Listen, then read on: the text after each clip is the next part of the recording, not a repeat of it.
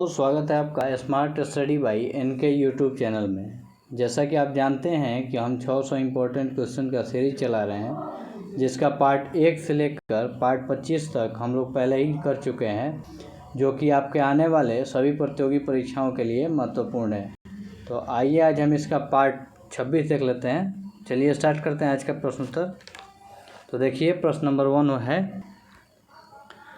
सिराजुद्दौला की हार किस युद्ध में हुई थी? ऑप्शन ए है बक्सर का युद्ध, सॉरी थोड़ा सा मिसप्रिंट हो गया है। बी है बांडीवास का युद्ध, सी है प्लासी का युद्ध और डी है इनमें से कोई नहीं। तो इसका आंसर हो जाएगा ऑप्शन सी, जो कि प्लासी के युद्ध में सिराजुद्दौला की हार हुई थी। तो आइए इसके बारे में थोड़ा सा देख लेते हैं।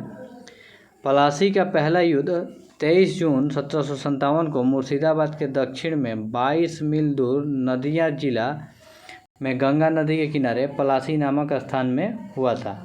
और इस युद्ध में एक ओर ब्रिटिश ईस्ट इंडिया कंपनी की सेना थी, तो दूसरी ओर बंगाल के नवाब की सेना थी।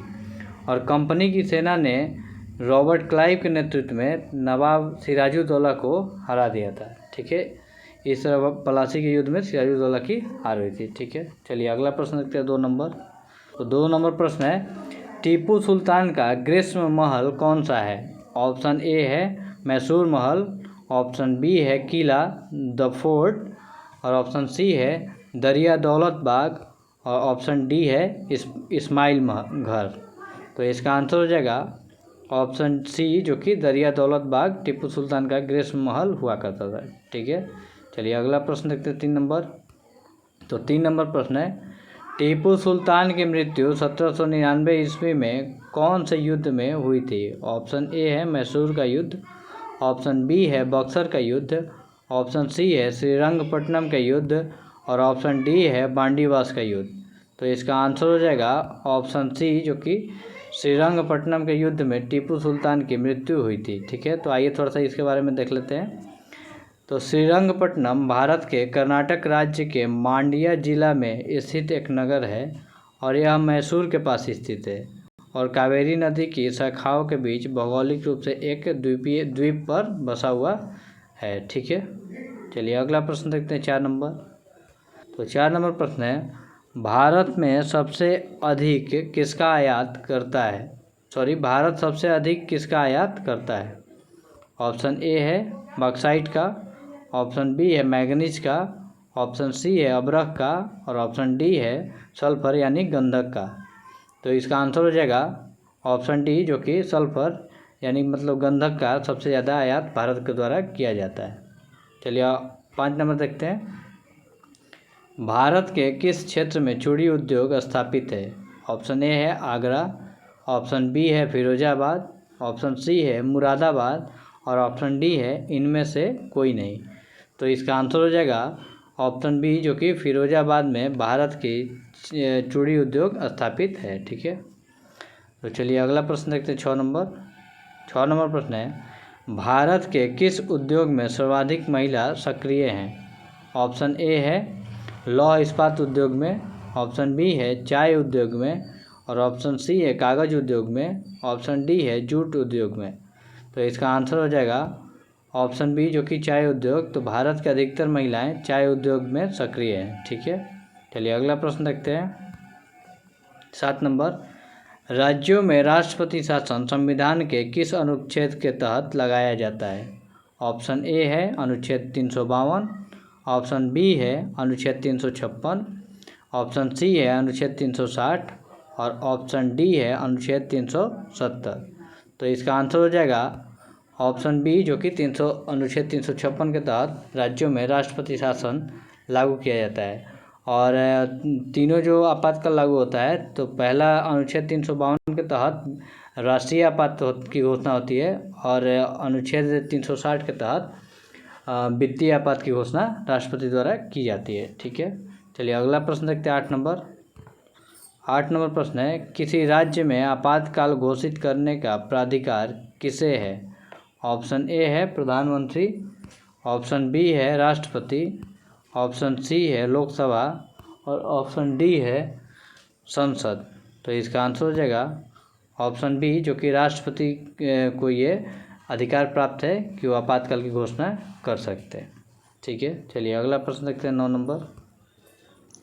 9 नंबर प्रश्न है, राज्य में आपातकाल के समय राज्य का शासन किसके हाथ में रहता है? तो ऑप्शन ए है राष्ट्रपति के हाथ में, ऑप्शन बी है मुख्यमंत्री के हाथ में, ऑप्शन सी है प्रधानमंत्री के हाथ में और ऑप्शन डी है मुख्य न्यायाधीश के हाथ में। तो इसका आंसर हो जाएगा ऑप्शन ए, जो कि राष्ट्रपति के हाथ में होता है। ठीक है, प्रश्न देखते हैं।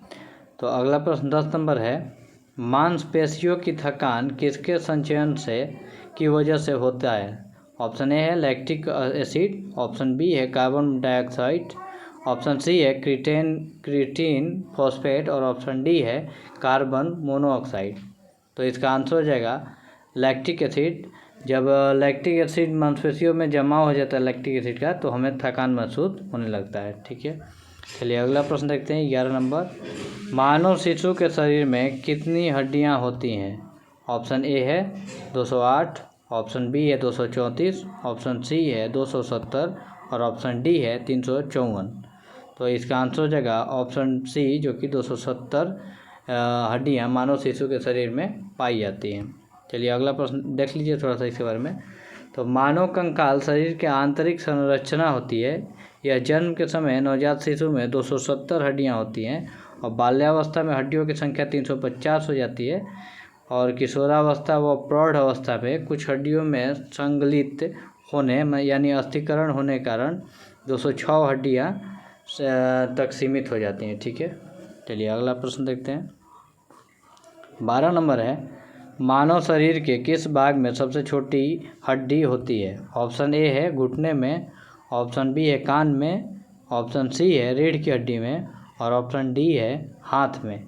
तो इसका आंसर हो जाएगा ऑप्शन बी, जो कि कान की हड्डी में स्टेपिस नाम की जो हड्डी पाई जाती है वो सबसे छोटी हड्डी मानी जाती है। ठीक है, चलिए अगला प्रश्न देखते हैं 13 नंबर। तो 13 नंबर प्रश्न है, निम्न में से कौन तरंग की विशेषता नहीं है?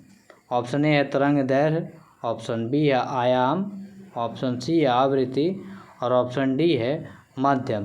तो इसका आंसर हो जाएगा ऑप्शन डी, जो कि माध्यम तरंग की विशेषता नहीं मानी जाती है। ठीक है, तो देख लीजिए तरंग के बारे में। तो तरंग किसे कहते हैं वो देख लीजिए, जब ऊर्जा का संचरण, दोलन, कंपन या उतार चढ़ाव के रूप में होता है और ऊर्जा एक स्थान से दूसरे स्थान पर स्थानांतरित हो जाती है तो इसे तरंग कहा जाता है। ठीक है, चलिए अगला प्रश्न देखते हैं 14 नंबर। 14 नंबर प्रश्न है, किसी विस्फोट के कारण समुद्र के तल पर बनने वाली लहरें होती हैं? ऑप्शन ए है अनुप्रस्थ, ऑप्शन बी है अनुदैर्ध्य, ऑप्शन सी है अनुप्रस्थ और अनुदैर्ध्य दोनों और ऑप्शन डी है स्थिर। तो इसका आंसर हो जाएगा ऑप्शन बी, जो कि अनुदैर्ध्य हो जाएगा। ठीक है, चलिए अगला प्रश्न देखते हैं 15 नंबर, जो कि आज का अंतिम प्रश्न है। देखिए, निम्नलिखित में से किसी चुंबकीय तरंग की तरंग दैर्घ्य सबसे कम होती है? ऑप्शन ए है रेडियो तरंग, ऑप्शन बी है इंफ्रारेड तरंग, ऑप्शन सी है एक्स किरणें और ऑप्शन डी है गामा किरणें। तो इसका आंसर हो जाएगा ऑप्शन डी, जो कि गामा किरणों का चुंबकीय तरंग की तरंग दैर्घ्य सबसे कम होती है। ठीक है, तो चलिए आज हम यहीं समाप्त करेंगे। अगर आपको हमारा वीडियो अच्छा लगा हो तो वीडियो को लाइक करें, चैनल को सब्सक्राइब करें और ज़्यादा से ज़्यादा शेयर करें ताकि हम आपको इसी प्रकार अच्छा कंटेंट उपलब्ध करवाते रहें। ठीक है, चलिए आज के लिए धन्यवाद।